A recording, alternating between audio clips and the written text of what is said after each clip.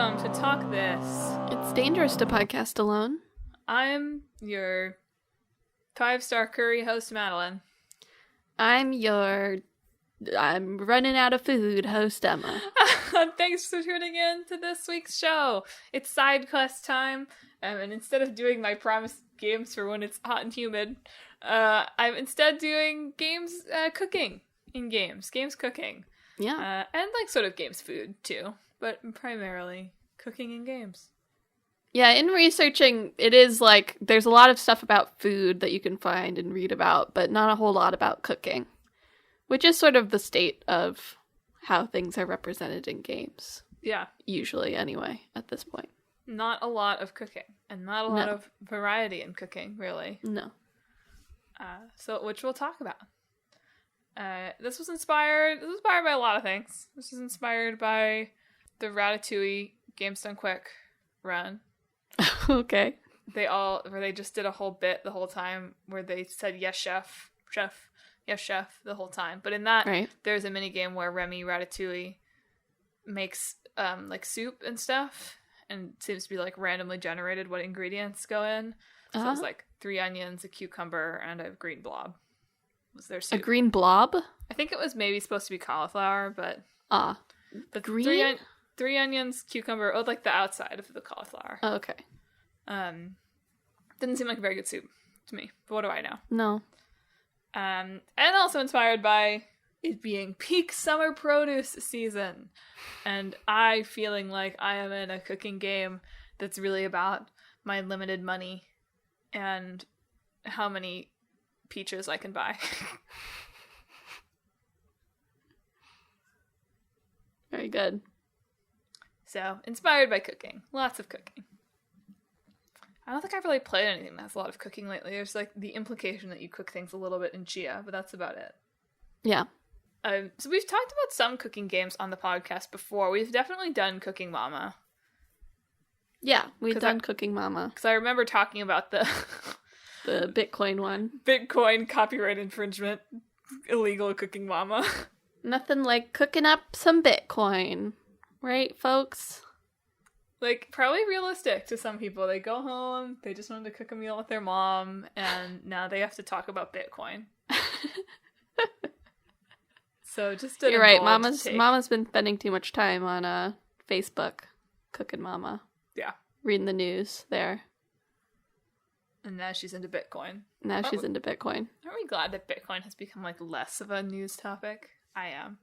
Well, I mean, it just developed into, like, NFTs, right?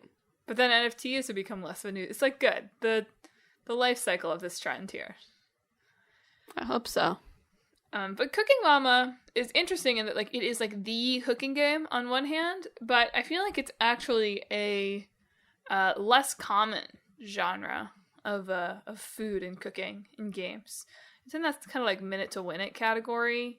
Like there are some WarioWare mini games that are like basically Cooking Mama games. Mm-hmm. We got the kind of like minute to win it, like simple cooking challenges thing. We have the overwhelming, stressful restaurant sim category. Mm-hmm. Right? With variations, right? With Overcooked, with Cook Serve Delicious, with any given like Diner Dash mobile game. There's also just like straight up like cooking simulator as well. Right. Those I feel like are even rarer though. Well, there's just one that's called Cooking Simulator, so that sort of tells you they could just title it that. Cornered the genre. Yeah. And of course we have the omnipresent, this is basically you stewing up a health potion, but let's call it food, cooking minigame in every game. Yeah.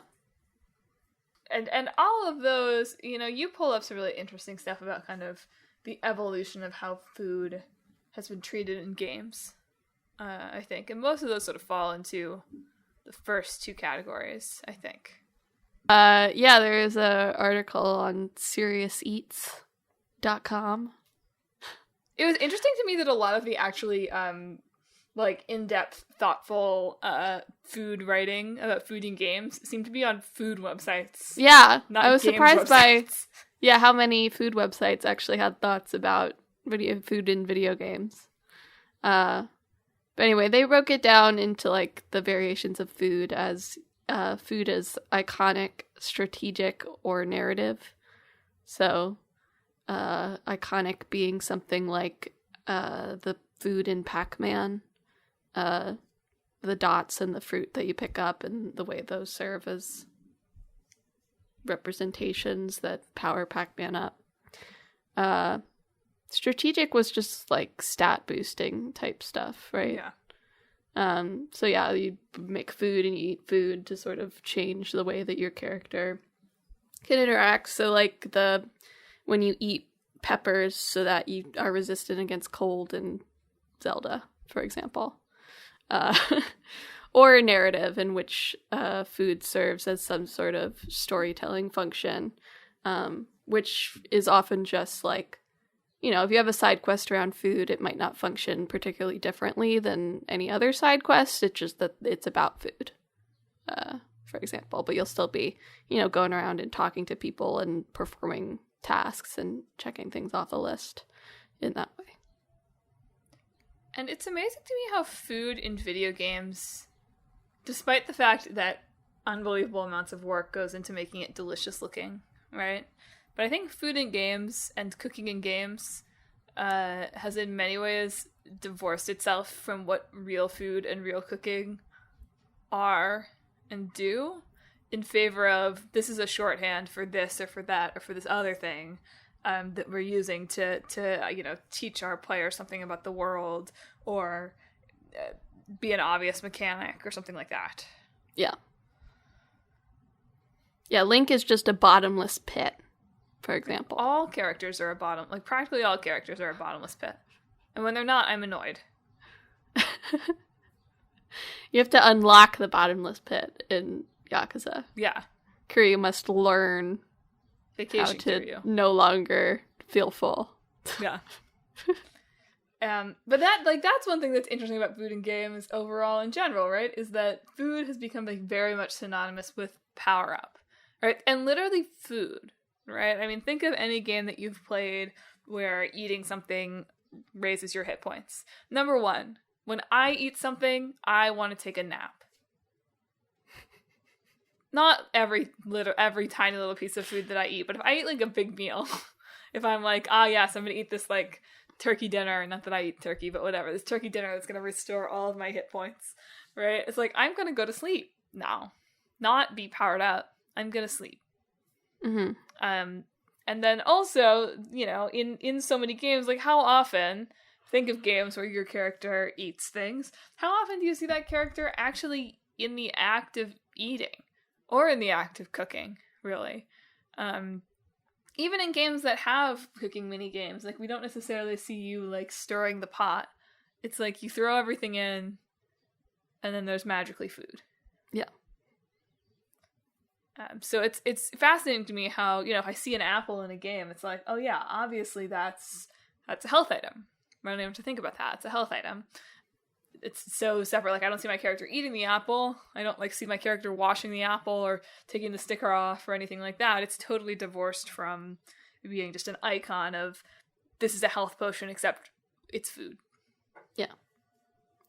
For what it's worth, there are some games that pull that back a little further by it's like you have an actual hunger meter, and then once you're particularly hungry, that starts affecting your health, right? So there's like an extra step there. Thinking of things like Pathologic 2, for example. Yeah. Or Minecraft. Stuff like Don't Starve, Minecraft, yeah. So in some ways, sometimes the hunger meter is like an effect on your health, which I guess that's how it works in real life as well, to be fair. Yeah. When I am hungry, I too start taking intermittent damage. But see, like, the hunger, it could be more interesting than that. It could just be like, oh, sometimes your character just does something stupid. Sometimes your character yells at everyone around them. True. But cooking itself in games, I mean, like you said, it's not nearly as common as just eating, floor chicken. Yeah. so it's already, there's tons and tons and tons and tons of food in games. But cooking itself gets narrowed down to these sort of pretty specific genres, most of which I think sort of fall into this category of either this is like a mini game mechanic of how you make your health potions, or it's like you're serving a customer, basically. Yeah. And there are a few exceptions to that, which I'm sure we'll talk about. But it was interesting to me in researching for this podcast, because I was just thinking, like, cooking in games is in a lot of ways really ubiquitous now, right? Ever since Breath of the Wild, right? Everybody's got to have their little, just make your little meals. That's basically just fun health potion generator thing. But it was interesting to me because I didn't expect for there to be so little variety in what that is. Yeah. Well, part of it is that probably animating food is not easy. It is certainly not. Every article we read was like, this is really hard. Yeah. It's one thing to model food and make that look good. But then if you want to actually show a character realistically eating food, that's asking for a lot. And probably similarly cooking. If you want to, you could probably, it's anything to do like, someone's puttering around the kitchen and you can't really see what they are holding or anything, right? But if you want to show the food, that again is asking for a lot. It's true, and it's even harder given that so much of our experience of what makes food good or delicious obviously deals with senses that we do not engage when playing video games. Yes. There's not yet a smellometer in my PlayStation 5. It doesn't open up and shoot food at me. Maybe the Switch Pro. That's what Nintendo's working on. Yeah. Smell-o-vision. That's their new fun feature, Smell-o-vision. Yeah. But it was interesting, lots and lots and lots of work goes into making food look appetizing, which is itself funny, right? Because, like, what a tertiary goal for your game, right? Why does it matter? And I'm saying this rhetorically, of course it matters, but like, why does it matter if your food looks super delicious, right? If your game is not about the food being super delicious, why does it matter? But of course, you gotta do it for the memes. Yeah, I guess that's why, sure. No, I mean, that's not why. It's about successfully creating, even in games where it's not like you have some kind of chef working with you, or it's not really about the food. The more delicious it looks, the more it successfully tricks the player into thinking of delicious meals that they've had, where they felt fun and safe and, nostalgic for those times. And so the more delicious the food looks, the more you think about your delicious food times, and the more it effectively conveys the idea that this food would heal your character. Yeah. But also, man, it seems hard to, like, model a steak. Oh, as much as anything, right? Yeah. In cases where the food is, like, realistically styled, which I think is probably what you're talking about mostly here, I don't, it's a different process, but if you're going for a realistically styled food, everything else is also probably realistically styled. So in that way, it's just sort of more of the graphics sort of arms race anyway. Mm-hmm. Do you feel like, given that cooking minigames are sort of everywhere now, right? Not as much as fishing. You're right. Not as much as fishing, and please go back and listen to our fishing episode if you want more on fishing minigames. That's so funny, isn't it? That fishing is everywhere? Just that, more people cook somewhat than fish. Yeah. But see, I think that might be part of the problem, right? I don't fish, so if you feed me a fishing minigame, I'm never going to know, I'm never going to look at that fishing minigame and be like, that's not how fishing works, Okay. You know what I mean? I mean, I might, guess so. like, at a very extreme level, I might eventually be like, well, this doesn't make a lot of sense. Yeah. Yeah. As opposed to with cooking, you know, we all have, not all, I'm continually baffled by the New York City lifestyle of endless takeout. Right? I'm like, how is that? How do you afford that? Why are you doing it? Cooking is not that hard. If you don't have time, it's about time. I know, but even like the difference between that and like I'm gonna make myself like a ham sandwich. You know what I mean? That's what I mean. Well, you have the time to go grocery shopping. Fair enough. But if I have the time, well, I should be eating my words here. I have a manservant. So, yeah. But if I have the time to go grocery shopping, you have the time to go grocery shopping. Anyway, whatever. My point being, I'm continually a little bit baffled by people who claim that they can't cook, right? Because like everybody can cook. But I feel like this is another one of your why got rhythm games so hard? Everybody can cook. Everybody can keep rhythm. But so I won't say like literally everybody, but most people have some kind of cultural or personal connection to cooking something, right? Sure. Even if they're or at least experience with doing some cooking, and so when you create something that's, you know, more specific there, or more integral there, or more involved in that minigame than just like put the ingredients in a pot and out they come. Right, you start to wade into territory of people giving people feelings or making them think about things that you're not like in as much control of as with fishing, where who fishes? It's people. I know people. Fishermen. Fish. I'm sorry, fishing people. I don't mean to discount you. I just mean to say, like, I feel like most game players' experience with fishing in the real world is likely more similar to each other than most gamers' experience with cooking, which is probably much more disparate. Sure. Yeah. But having said that, cooking is a really great way of kind of creating a window into the world and saying, hey, look, this world is kind of like yours, but different. You don't cook with Moogle fillets, but... Moogle? Why'd you go there? I don't know. It was the first, like, fictional animal thing I could think of.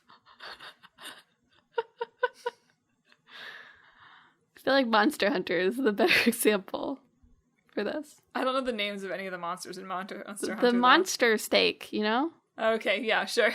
The steak that's made of monsters. See, now I'm haunted by the image of, like, cooking a Moogle like a pig with, like, its little thing stuck in its mouth. I don't like that. Well, but see, think about, like, if you had to do that in a game, think about how it would make you feel. I think the issue is that Moogles can talk. You know? Yeah. I feel you know, like, I'm not fully comfortable with the way we treat meat production in the real world, of course, but Moogles can speak the same language as humans, so it feels closer to cannibalism. That's fair. My point being, though, that it's, like, we're cooking, and they're cooking like I cook, except they're using, monster steaks, or whatever. Yeah. And it's a good way of, you know, creating a familiarity while at the same time highlighting this is a different fantasy world, and you're gonna enjoy it. Why do you think that we're so obsessed with running restaurants? It's easily gamifiable. But why is it? I feel like restaurants are more common than like a furniture store. That's not as gamifiable. I guess that's true. There's less steps. That's true. I didn't really think of the steps of cooking as being like an intricate part of that. Yeah. No, but I mean, most of games is like, here's your assignment. Now follow the steps to complete your assignment. Not to be all labor-y, you know. But not to be too Bogosian here. But and that's what a restaurant is also, right? Like, here's your order, now cook up your order and deliver the order. And then another order comes in, now cook up the order and deliver the order. So it's just a system that's very easily gamifiable. And then you can add on, if you, depending on how complicated you want your simulation to be, you can add on like the elements of running a business as well, of buying ingredients and setting prices and managing your budget and, expanding your building and decorating your building and all that sort of stuff. So it's just got, all the multiple steps that you can have. Whereas a furniture store would have like, the managing your profits and setting prices and whatever and making sales, but it wouldn't have the actual like step taking. It's more of a management game than a not management game than a real-time game. Yeah. Do you think that these games contribute to more empathy or less empathy for restaurant workers? Genuinely no idea. I think most of these games are so abstracted, despite like, looking at restaurant workers and being like, oh, that's gamifiable. The process of making it a game is so makes it abstracted from the real world. And so I don't really know if there's much of a connection there, to be honest. So you don't think people are going in being like, to their diner, being like, I could do this in 2 minutes in Diner Dash, where's my pancakes? No. No, I don't think so. I don't think they're going in there either like, oh man, this was so rough when somebody asked for a special order in Diner Dash. I'll be patient. So I really don't think it works either way like that. No games for change here. Maybe on a very individual level, but not on a structural one. Free PR idea for the team at the Bear. They should have the cast of the Bear play Overcooked. I still don't really know anything about what that show is, so... They're in the kitchen. Yes, I chef. assume so. They're cooking on it, I guess. Yeah. Doesn't really matter. It's a game about a kitchen, so it would be funny for them to play Overcooked. There you go. Not a lot of food safety involved in most games cooking, for what it's worth. Like washing your hands, you mean? Or, like, not putting food on the floor and serving it to customers. Well, sure. I mean, for food and, like, side-scrollers, you actually want to eat it off the floor, right? Yeah. Like, heck yeah, that's some chicken on the floor. Yeah. That's mine. Yummy, yummy. Floor Back chicken. off my floor chicken. I have less health, My floor burger. I did want to ask you in Cooking Mama, to pivot to something completely different for a minute. What's the story of Cooking Mama? Your mom is teaching you how to cook. Okay, so that's what I thought, that it's your mom teaching you how to cook. I mean, I don't know. It's called Cooking Mama, so that's what I would assume. Right. Or you're at least a child, of value to her, of relation in some way, being taught how to cook, even if she's not your literal mama, she's your metaphorical mama. Okay. Then I just want to call out that it's even sort of sadder in that game that you, like, never see anyone eat anything that you make. Feels like Cooking Mama. Oh, yeah, Mama probably eats it, right? And she gives you her evaluation. Right, we don't get to see her eat it. And maybe she does it. It's not clear that she eats it and gives you your evaluation. It could just be that she's evaluating your technique. I see. So it's like a cooking show. Yeah. She just eats like a tiny bite. Yeah. More of a chopped situation.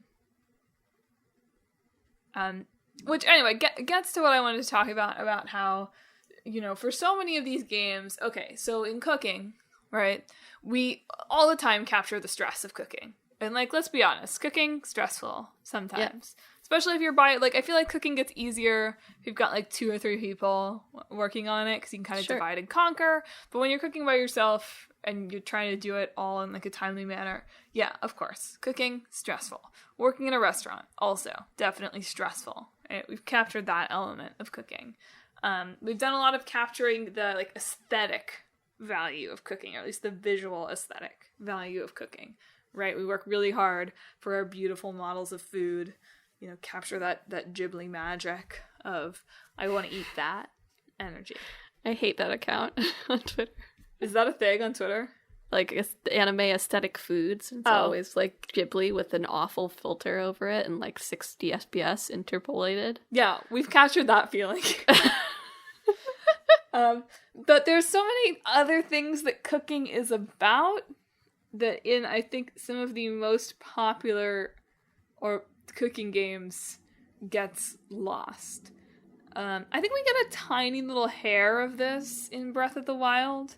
The idea of, which of course is, and Tears of the Kingdom, is sort of the prototypical cooking food potion minigame of late. Yeah. You know, we do get the kind of like Link humming to himself as he does it kind of energy of, okay, there might be like something relaxing about this. He also has sort of the modern day live alone approach of, well, I've got these things. I could probably just put them in a pot. Yeah.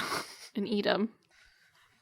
And you know, that is one thing that we, you know, is commonly captured, the idea of like, okay, I've got a bunch of stuff, let's just see what happens. Yeah.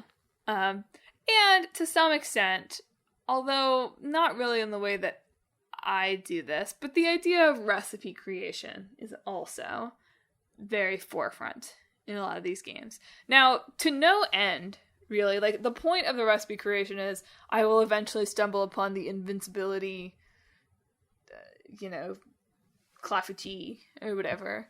Sure. Clafouti is I don't know why this came to mind. It's like a pancakey thing. Whatever. The invincibility chicken soup recipe. Sure. And then I will have like won. Like all our cooking people in cooking games approach it like a bodybuilder, like a poor bodybuilder, being like, let me find the best potion that I can make for the easiest to find ingredients. And that's okay. You know, we approach cooking like that sometimes.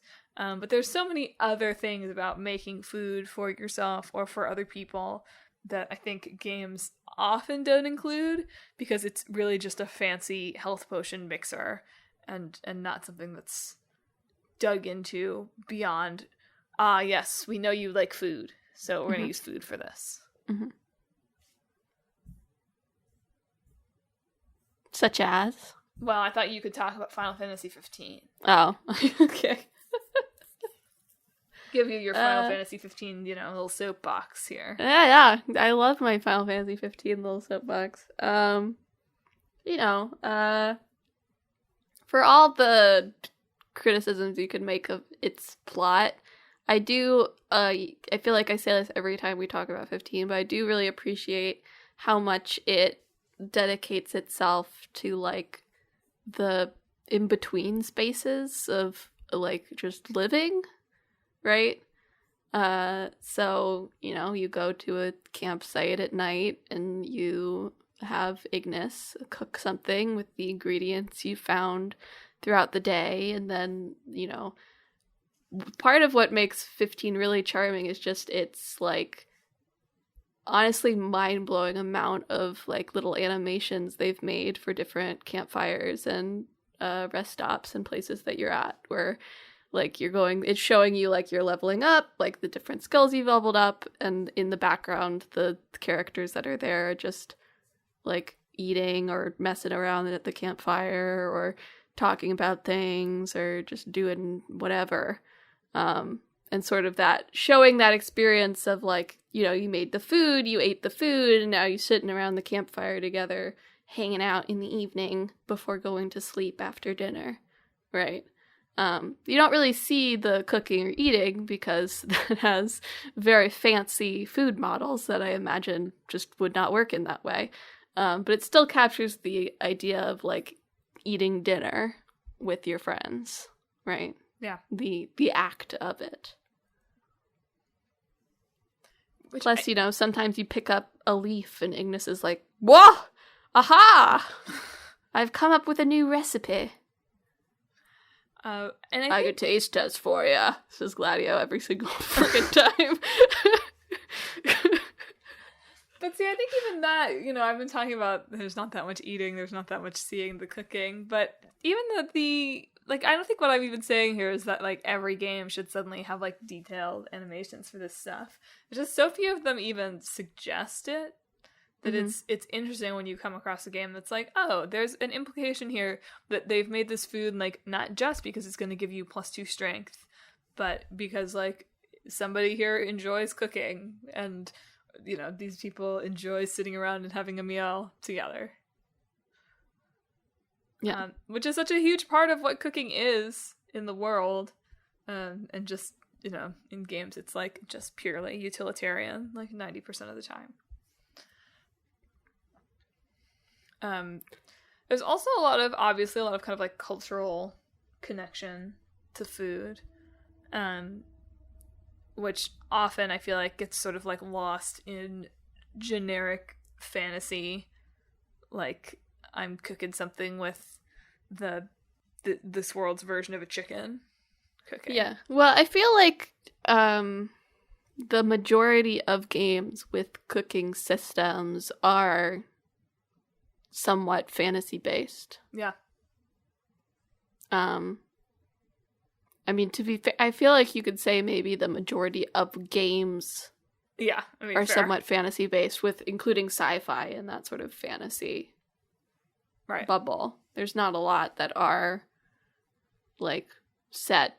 It's certainly not a lot of big games that are set in the real world. Sure. But I think a lot of those fantasy games fall into the like, well, we're either kind of mimicking broadly medieval sort of vibe to our food, or like maybe we're mimicking like Japanese food, right? Got cup noodle, exactly. Like even Cooking Mama, which is about like your mom teaching you to cook, right? I did read something that's like, like you can kind of tell from the food in the original Cooking Mama that like maybe they're from Kansai, right? Like in Japan. But even in a game that's like you are getting the cooking traditions passed down from your mom, it's still like kind of sanitized of culture, in a lot of ways. So it's, you know, obviously that's something that's a huge part, and you're right to say, okay, well, like most of them are creating like fantasy worlds, but even rarely are those fantasy worlds seemingly based on other cultures. Right? Like, I'd be interested in somebody giving me a radically different take on what space food looks like. Yeah. Like, what's space food if it evolves from, I don't know, like, what does Ethiopian space food look like? Yeah. Right? But instead, you know, we get kind of this, like, I mean, and it makes sense, right? Because the food is mostly being used as iconography, and so we're used to the idea of our sweet rolls, our wheels of cheese, right? Take your pick of any of the useless food from Skyrim, like symbolizing this is food and you should eat it. But it's interesting to me that obviously culture is a huge part of food and a huge part of cooking in our real lives, and that's something that doesn't make too much of an appearance in games. Yeah. Which is wild, because we love food. It's like, you know, we're in foodie culture millennium here.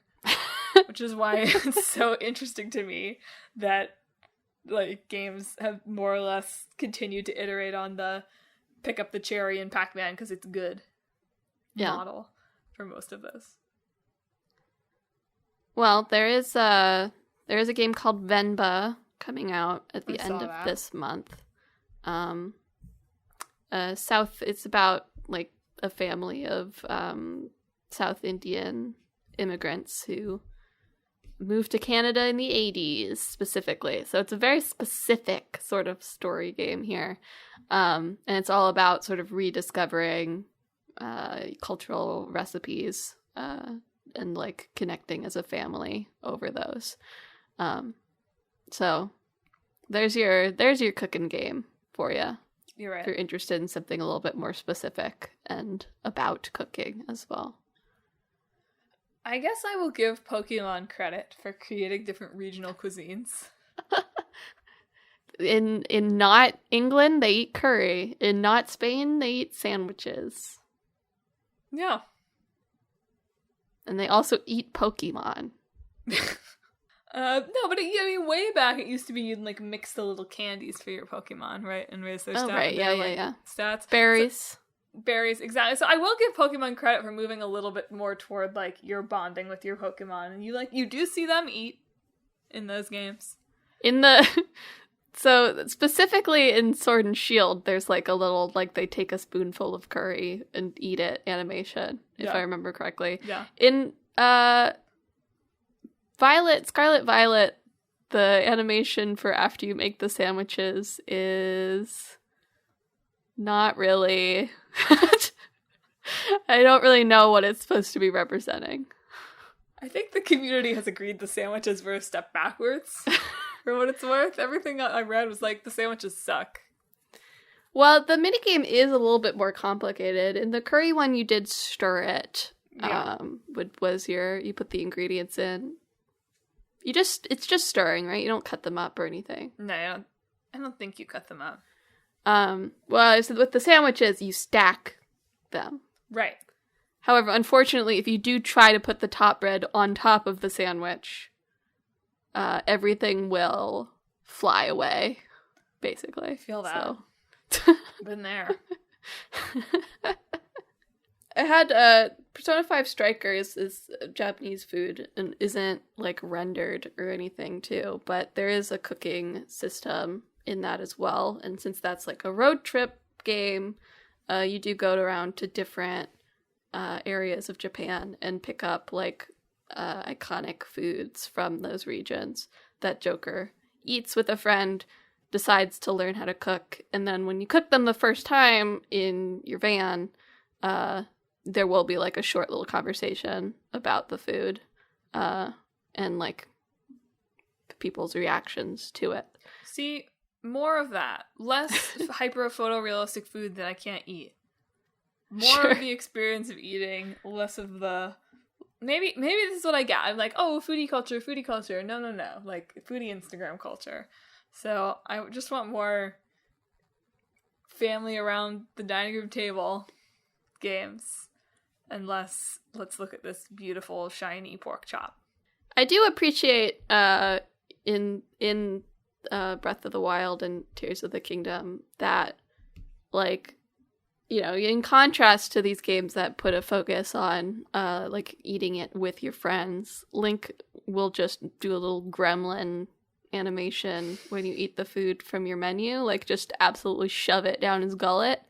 And I do think in its own way that's an effective little piece of characterization. I do too. For him. I don't mean to throw a lot of shade. Like, I actually think Breath of the Wild's cooking device has a lot of like interesting little touches. Yeah. For it being in many ways like the most classic I'm brewing a potion food simulator ever. Like, they do a lot of nice little things with it that elevate it and tell you character things. And of course, it's just always Link eating by himself, so there's only so much you can do.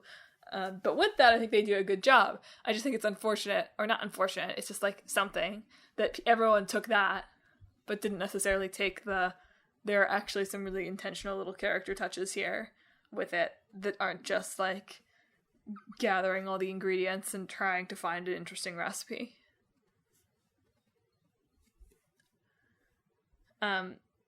Another thing I would be remiss to not talk about is the wide world of people trying to recreate video game recipes. Heck yeah. You know, there's a whole, speaking of Final Fantasy 15, there is a whole fan-created cookbook that puts together substitutes for the fantasy stuff. And I assume the way cooking works in that is you do, like, gather, like, the important ingredients and, like, I guess spices are, like, assumed, right? I mean, it's like when you're cooking in real world, right? Like, hopefully most of the time when you're cooking something, it's like, oh, I have that spice already. Yeah. Unless you're me, and you're cooking something weird, and you're like, ah, yes, let me order some black cocoa powder. Let me order some sumac. But no, I think that's all, you know, it's all available for free online from the fan community that created it. There's definitely, like, more official video game cookbooks. I've seen, you know, in the Zine scene, the cookbook is pretty popular in terms of framing it around a certain whatever fandom it's from. and all that sort of thing. I did, make my own sea salt ice cream when I got Kingdom Hearts 3. I ate it. You haven't kept making it, though. Well, I will when Kingdom Hearts 4 comes out, probably. It's hard. It was difficult and messy and a lot of cleanup, so... Wow, that's a good metaphor for the game, isn't it? Yeah. I did see a lot of people saying, like, oh, you couldn't cook.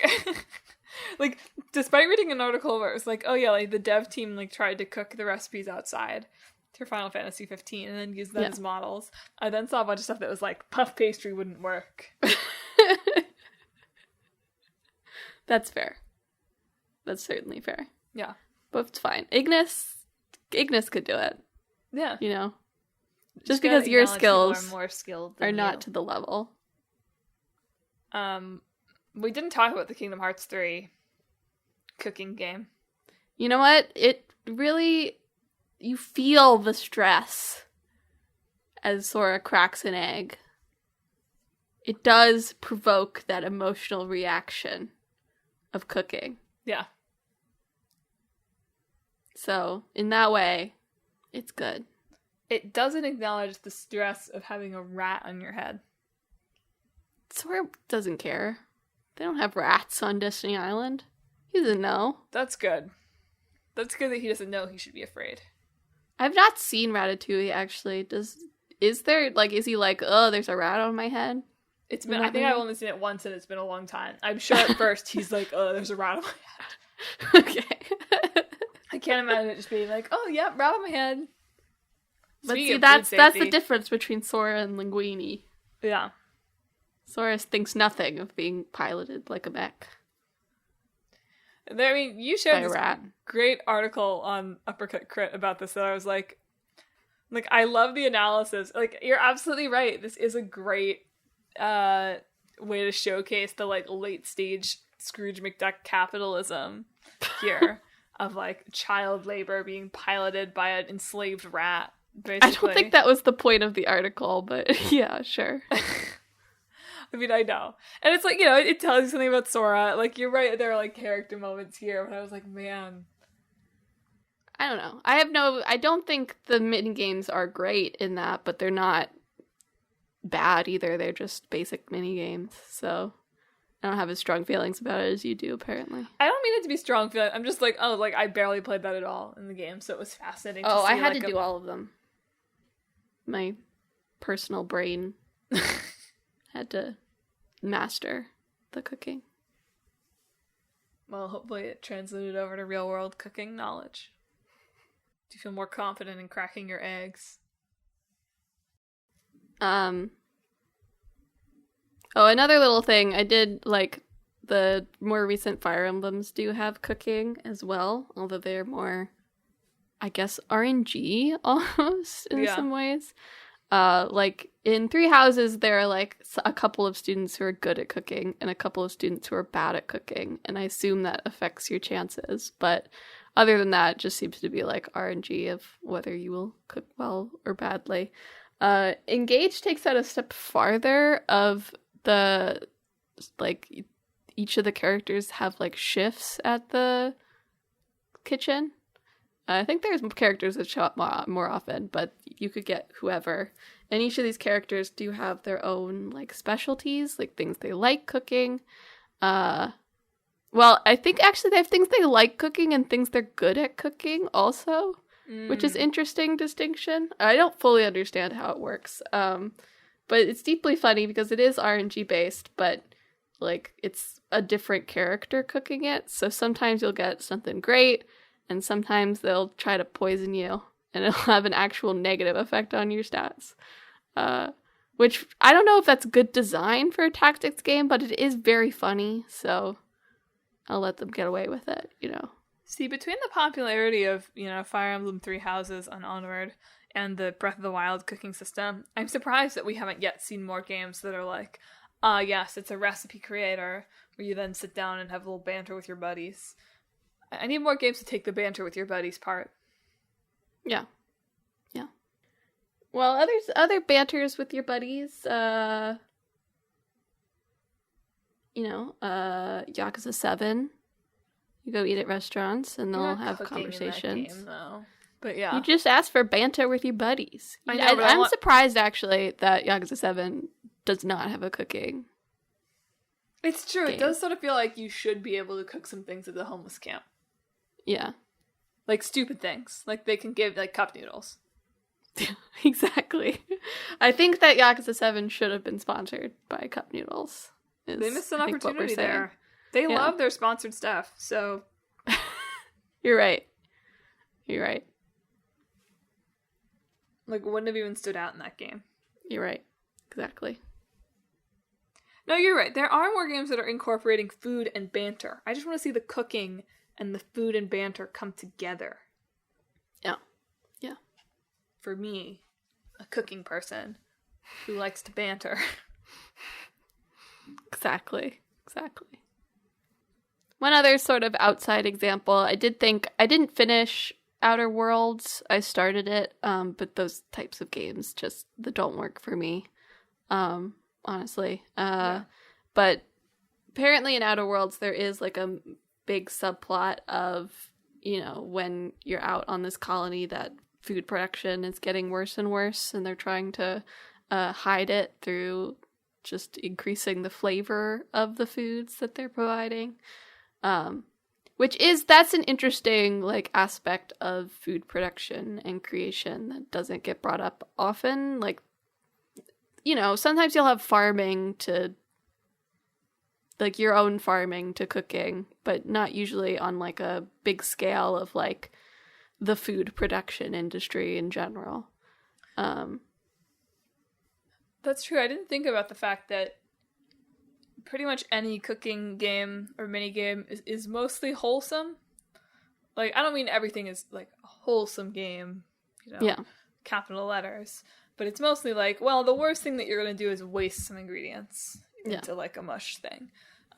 It would be interesting to see more exploration of, like the horrors of food production, the horrors of cooking. Depending on your take on Overcooked, I guess. Maybe those games are about that. Yeah. There is, I do think, a gap in the market for horror cooking simulator. The Jungle, the game.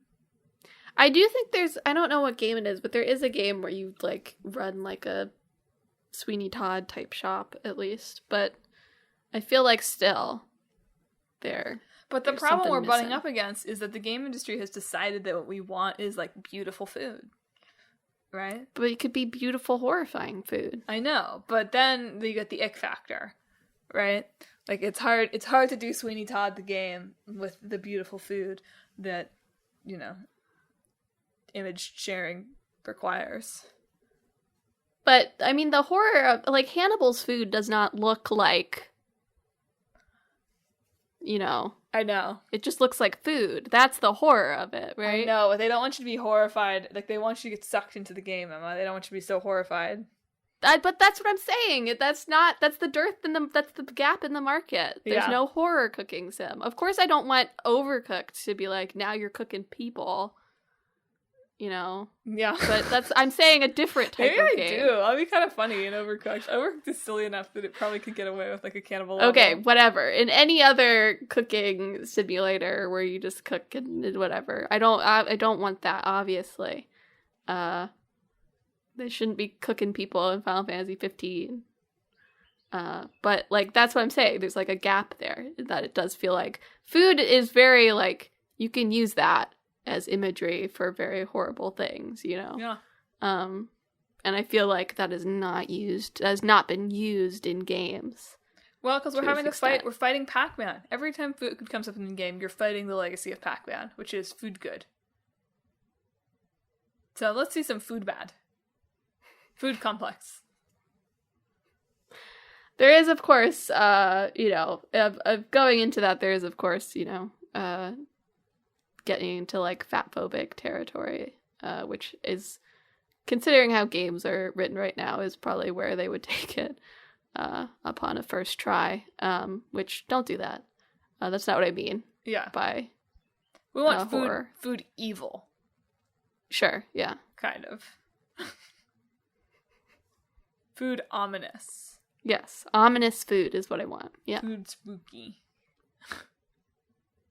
Well, any closing thoughts on cooking? Are you with me on team more interesting cooking? I just like my little character moments in games. Give me more little character moments, and I think cooking is a good way to do it. Sure, yeah. Well, listeners, have you played a really great cooking game or a really great cooking mini game? Did you mine any Bitcoin in Cooking Mama? Do you wish that Cooking Mama, was proud of you? Have you found every recipe in Breath of the Wild? Have you cooked anything from Final Fantasy 15? If you have thoughts of any of this or on anything else that we talked about this week, hit us up on social media. We're on Facebook, Twitter, Instagram, and YouTube at Talk This Podcast. You can also visit our website, www.talkthispodcast.com, where you can read all about the show, check out the games in the hat, and read our blog featuring long-running series Click It Boyfriend and Split Screen. If I really wanted to put my money where my mouth is, I would start a video game cooking series, but I won't do that. There's too much meat. There's too much meat in games. Sub it out. Shout out to Cooking Mama is one of the only games where you can be a vegetarian. But finally and most importantly, you should subscribe to the show. We're on Apple Podcasts, Google Podcasts, TuneIn, Spotify, Pandora Podcasts, online on the app, Overcast, Pocket Casts, wherever you can find podcasts, wherever you found the podcast today. Subscribe to Talk This. Next week, we are talking about games that I knew, but I don't remember what they are. No, I think we're talking about League of Legends. Yes, it was definitely League of Legends. But I was I'm not Dredge. playing that. So Dredge. look forward to that, and look forward to in 2 weeks. I don't know, games for your birthday. My choice. Games for your birthday for Emma. How great it is that I was born. Emma's birthday wish list. Well, that's it for this week's show. Thanks for listening. Emma, do you have a food-related sign-off?